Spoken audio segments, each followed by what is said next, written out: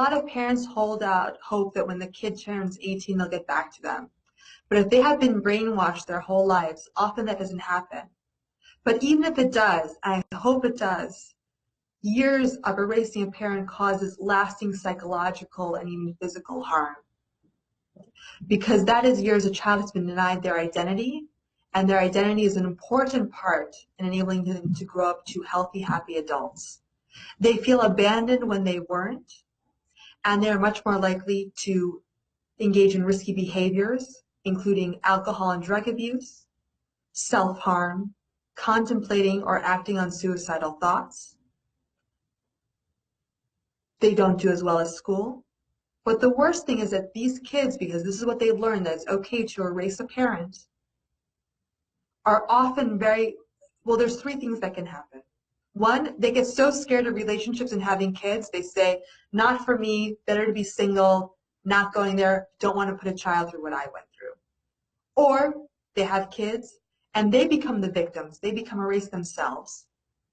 Or because they learned a parent is just someone you put there and take out when they get a problem, they'll erase the other partner.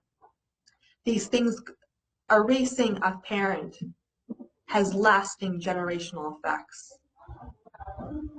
Many times the cycle repeats itself, and we as a society can do so much to end this cycle.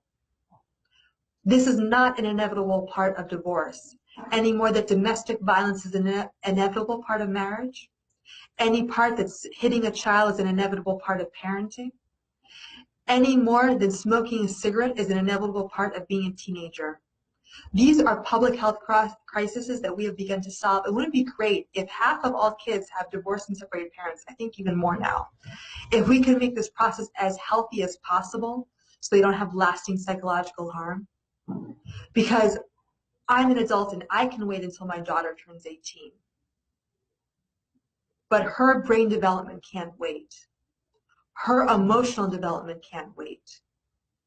And the fact that she has access to a loving mom or dad and a whole loving side of the family of relatives, of aunts, uncles, grandparents who would love to be in their life and expand her circle of love, and she's denied that, is one of the biggest crimes I can think of.